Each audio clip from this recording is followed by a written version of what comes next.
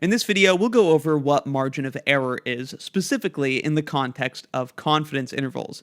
We'll talk about how to interpret a margin of error and how to interpret a confidence interval, how to determine a sample size based on a desired margin of error, what things can affect the size of a margin of error, and we'll calculate 4 margins of error in the 4 most typical situations we encounter them. Those are confidence intervals for population proportions, confidence intervals for population means, confidence intervals for differences in population proportions, and confidence intervals for differences in population means. There are chapters in the description, so you can skip around the video as you please. One last thing before we start, I should mention what's not in this video. We construct several confidence intervals, but these inference procedures are only valid if certain conditions are met, and we do not discuss those conditions in this video. For example, if we're constructing a confidence interval for a sample mean, but our sample was not a random sample, then the whole thing doesn't make any sense, but we're not going to talk about that because we're focused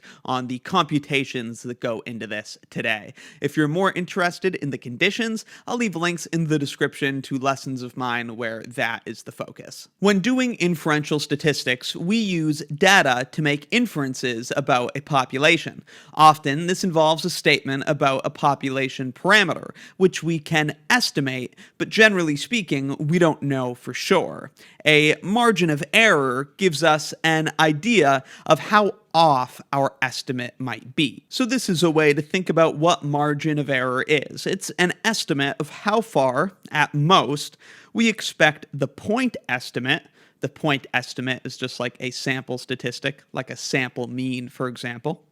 It's an estimate of how far at most we expect the point estimate to vary from the population parameter. So we take a sample, we estimate the population parameter, that's the point estimate, and the margin of error is the estimate of how off our estimate might be when compared to the true population parameter, because an estimate isn't very useful if we can't quantify how wrong the estimate might be. If we have a point estimate with a 50% margin of error, that's pretty big. That means our estimate has a good chance of being far away from the true population parameter.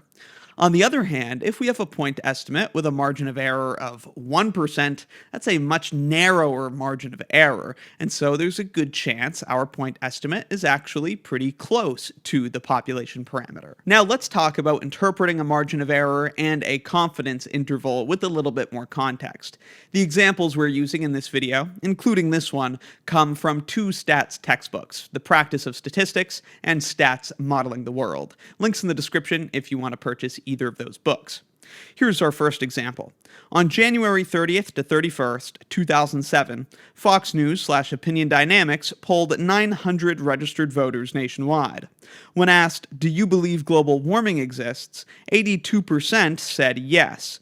Fox reported their margin of error to be plus or minus 3%. It's standard among pollsters to use a 95% confidence level, unless otherwise stated. Given that, what does Fox News mean by claiming a margin of error of plus or minus 3% in this context? We'll focus our interpretation first on the margin of error, and then we'll also talk about the confidence interval. 95% confidence is a statement concerning probability, and probability only makes sense if an event can be repeated. So naturally, our interpretation of this involves considering repetition. So the interpretation of the margin of error in this context is this. If the polling were done repeatedly, 95% of the random samples would yield estimates that are actually within plus or minus, the margin of error, plus or minus 3% of the true proportion of all registered voters who believe global warming exists. So if we were to repeat this process, 95% of the time, our sample would produce an estimate that is within 3%, whether above or below, within 3% of the true proportion of all registered voters who believe global warming exists. That's an interpretation of the margin of error. Now, this last sentence focuses a little bit more on the confidence interval at play here. We are 95% confident that the true proportion of all registered voters who believe global warming exists is in the interval from the point estimate, 82%, minus the margin of error, 3%, so 79%, to the point estimate, 82%, plus the margin of error, 3%, so 85%. So in this space from 79% to 85%, we're 95% confident the true population proportion is somewhere in that interval.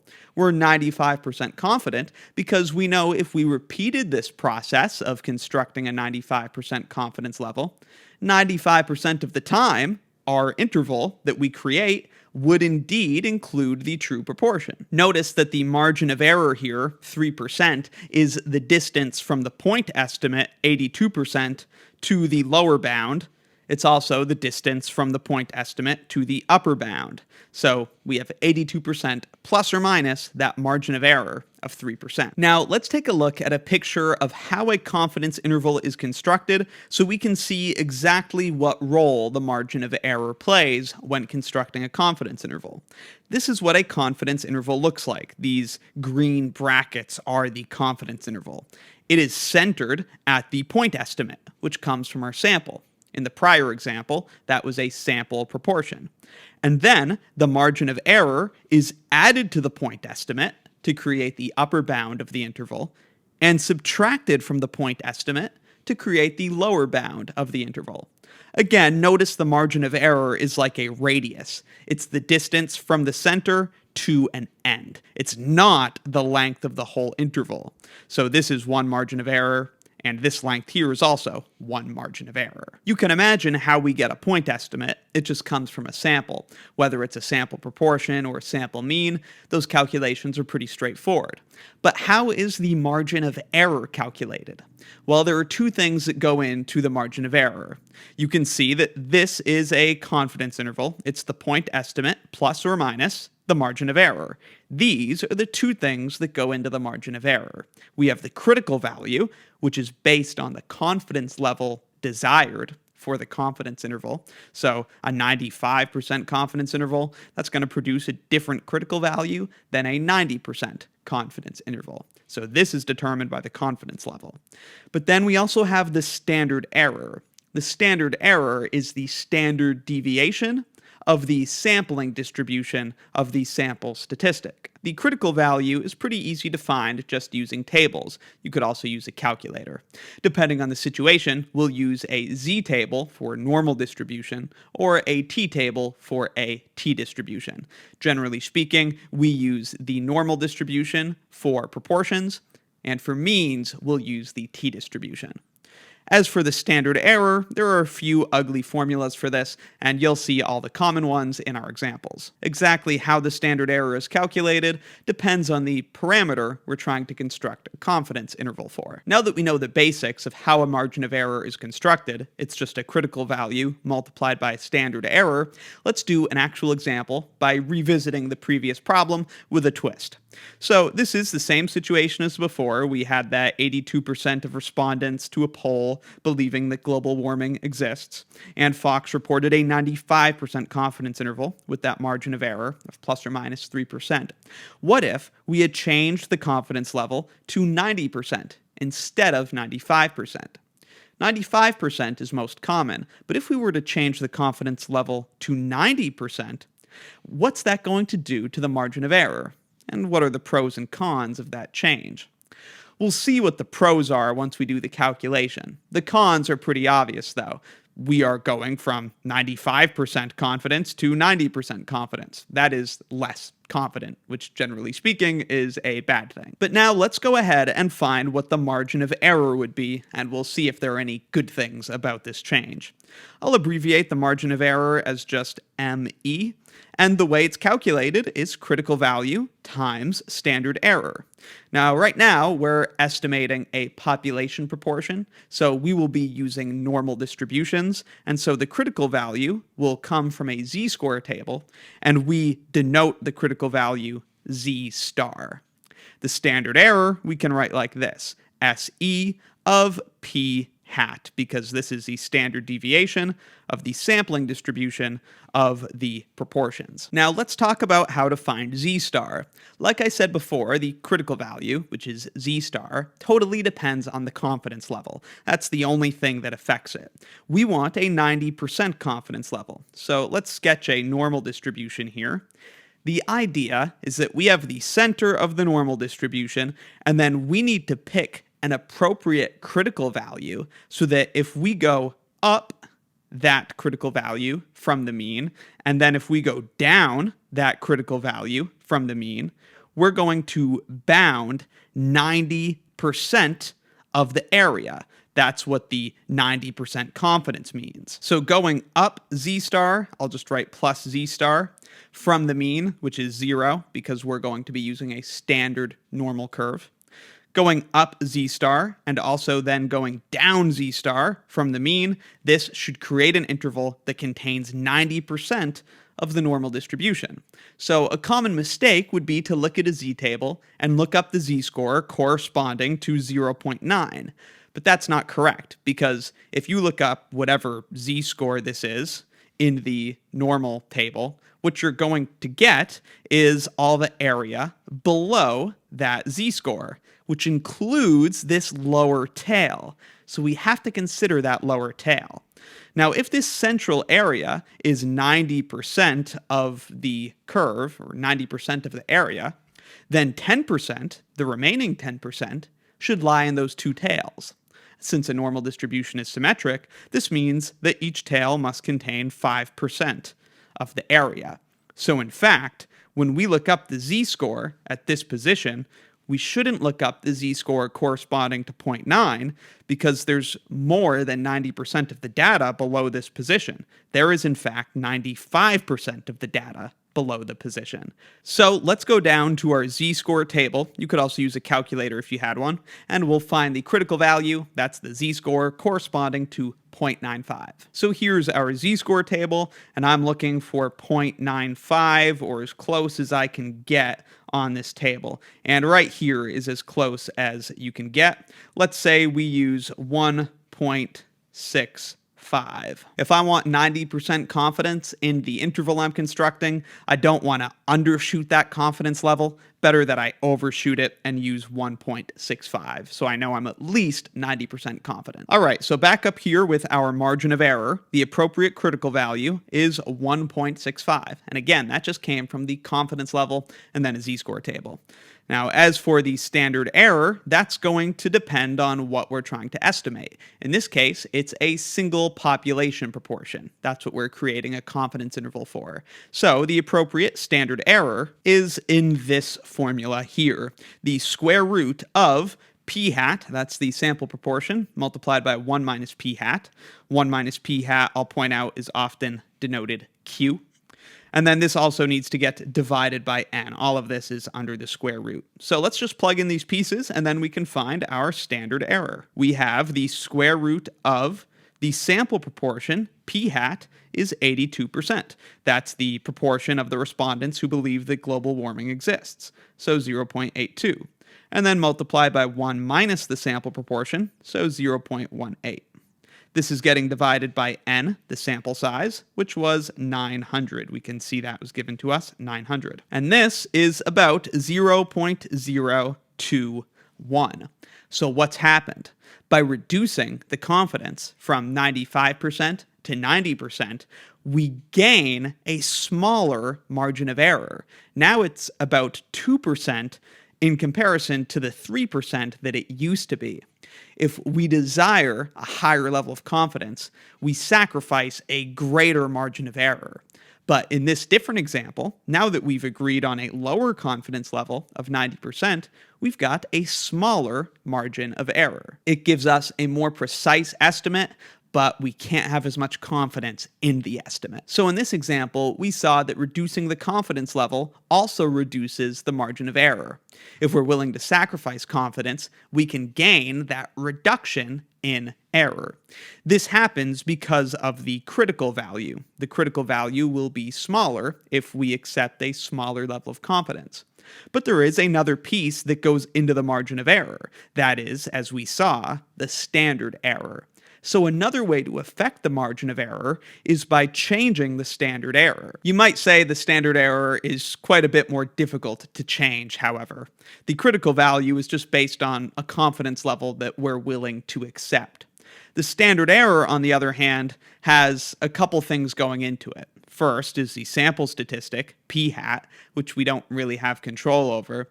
The other thing, though, is the sample size, and we do have some control over that. In this context, if Fox News had polled more registered voters, this n, the sample size, would be bigger.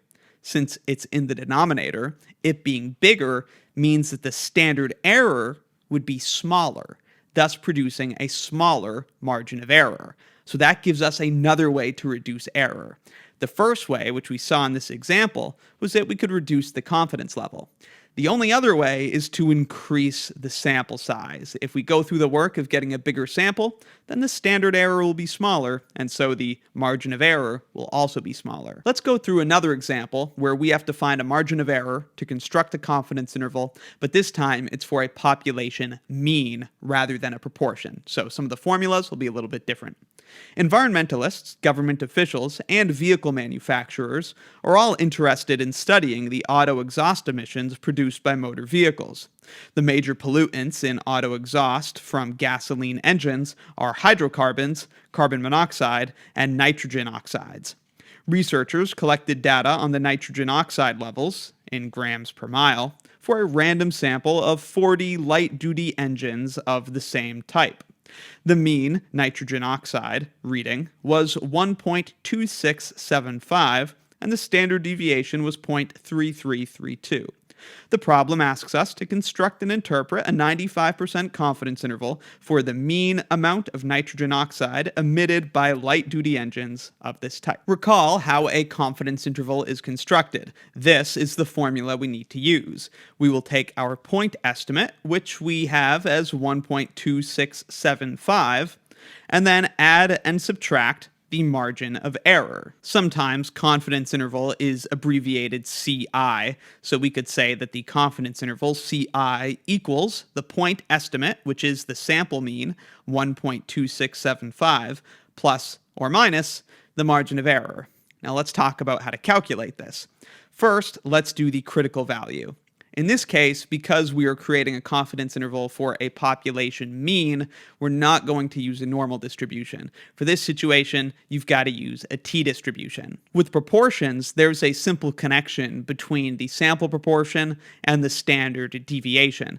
But with means, there's no such connection. So we have to estimate the standard deviation, and this is why we have to use the t-distribution. Thus, rather than z star for the critical value, we're actually going to use t star, the critical value of our t-distribution. Just like the previous example, the critical value only depends on the confidence level.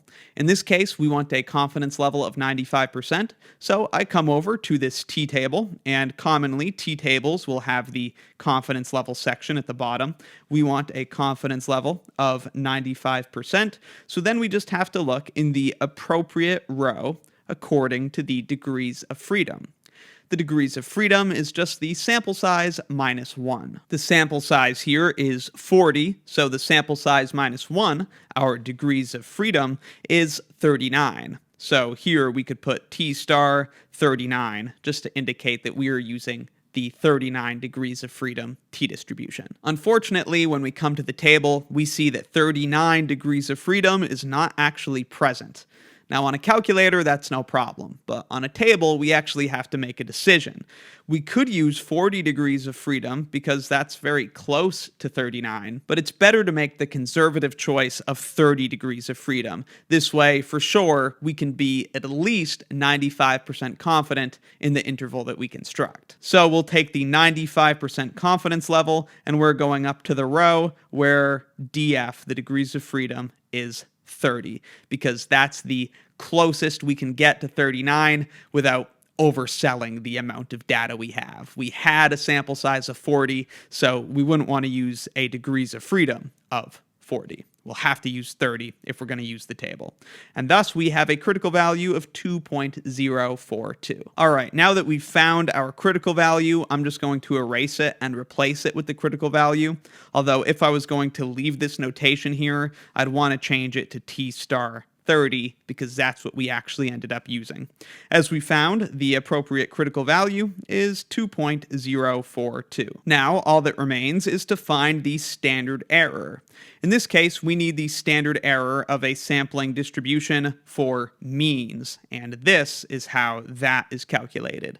The sample standard deviation, S, which is given to us, divided by the square root of the sample size. So let's go ahead and calculate this. This is going to be 0.3332 divided by the square root of 40. Now, rather than approximating what this standard error is, I'm just going to go ahead and put it in our confidence interval formula. We'll let the calculator take care of it as we calculate the confidence interval. This product, though, is the margin of error. So if we were asked specifically about the margin of error, we'd want to calculate this product. That's the margin of error.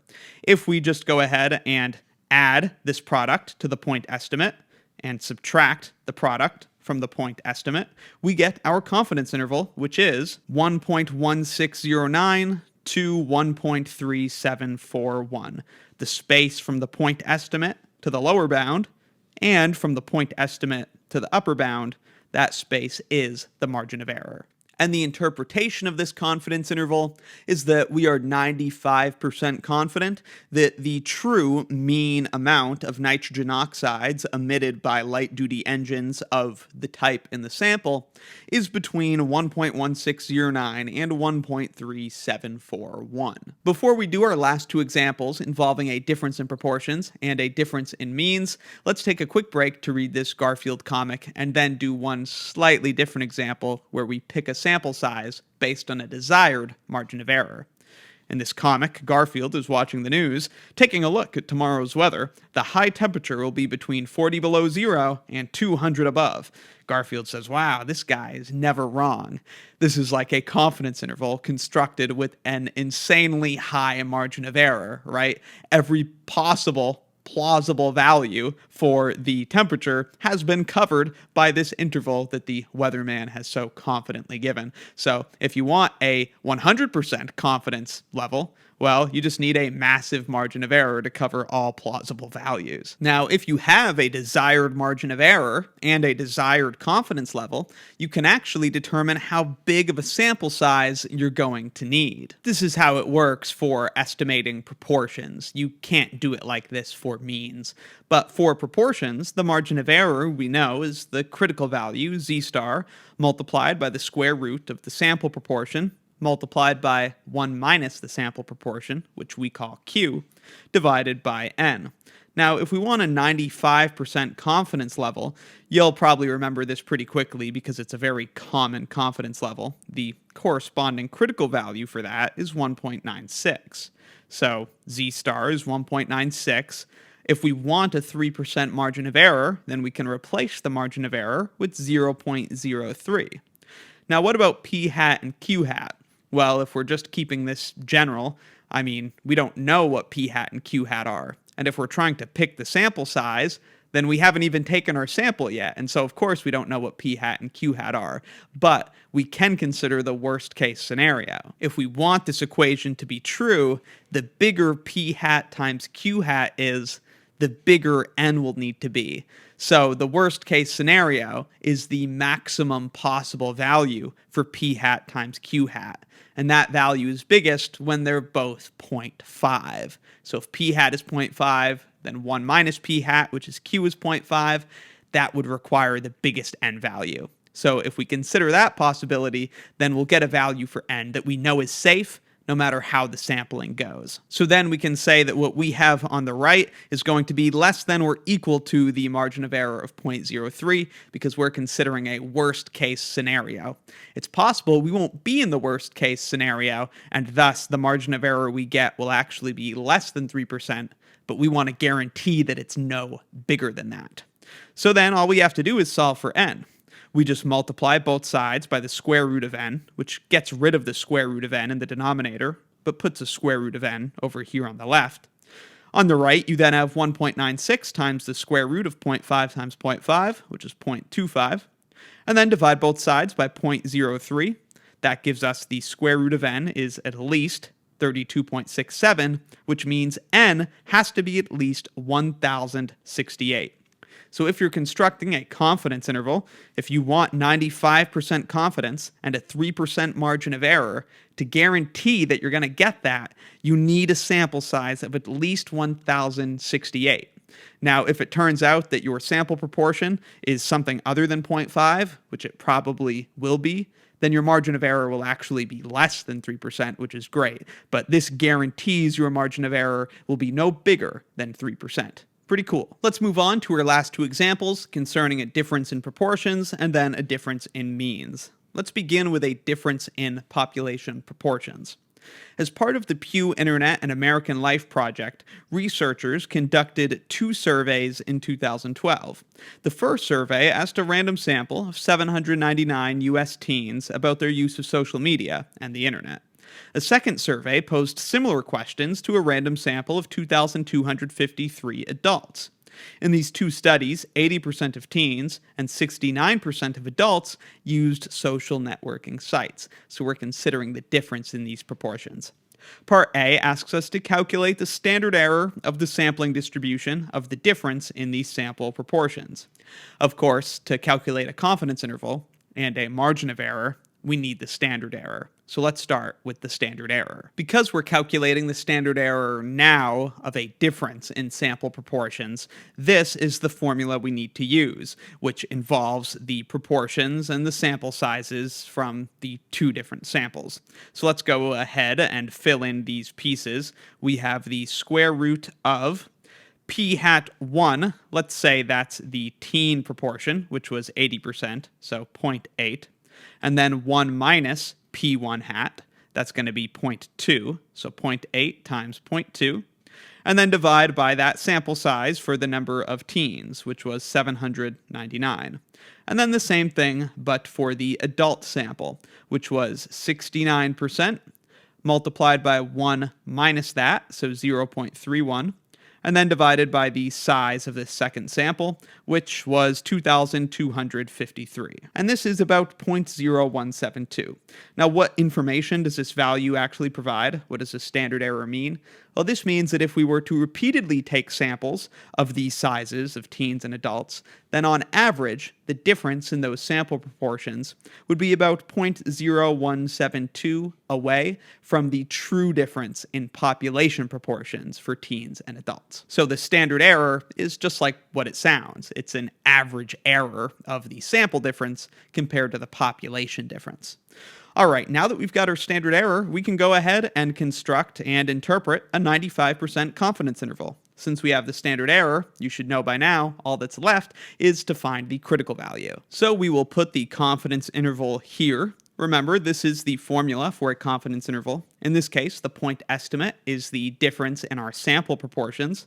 We're talking about the difference between teens and adults. So for our point estimate, we'll do the teen proportion minus the adult proportion. So 0.8 minus 0.69. That is 0.11. So that's the point estimate is 0.11 plus or minus the critical value, which we will find, multiplied by the standard error. The standard error we know is 0.0172, so 0.0172. Actually, in this case, we are asked for a 95% confidence interval. Since we're talking about proportions, we can use a normal distribution here. And for a normal distribution, the critical value for 95% confidence is 1.96. Again, this is a very common critical value. This margin of error, if you're curious, is about 0.034, and it leads to this confidence interval from 0.076 to 0.144. The interpretation is that we are 95% confident that the true difference in the proportion of teens and adults that use social media sites is between 0.076 and 0.144. We're 95% confident that the true difference in the proportions is in this interval. All right, we've come to our last example where we will consider a difference in population means. The Wade Tract Preserve in Georgia is an old growth forest of longleaf pines that has survived in a relatively undisturbed state for hundreds of years. One question of interest to foresters who study the area is how do the sizes of longleaf pine trees in the northern and southern halves of the forest compare? To find out, researchers took random samples of 30 trees from each half and measured the diameter at breast height in centimeters.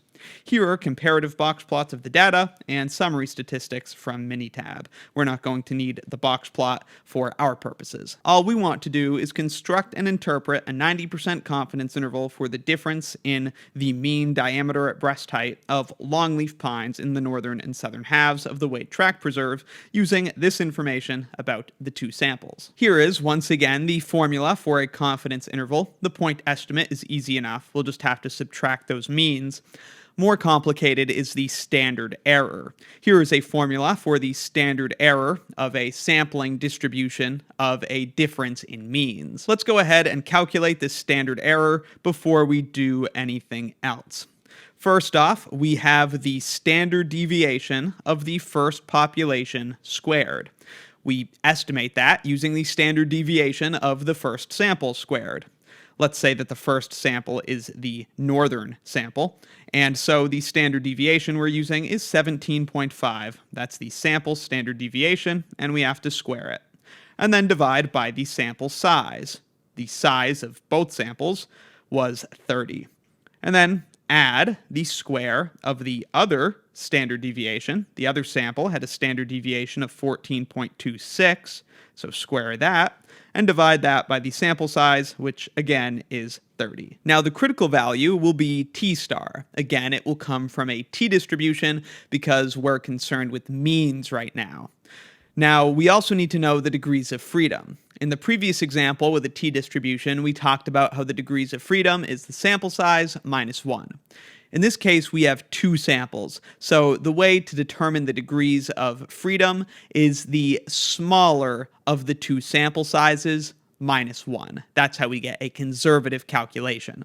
In this case, the sample sizes are the same, so sample size minus 1 for each case would be 29. So we will use a t-distribution with 29 degrees of freedom. Here is the t-table, and we want 29 degrees of freedom, which is on the table. And if we look at the bottom, we can see the column that we need to use. We don't want a 95% confidence level. In this example, we actually want a 90% confidence level.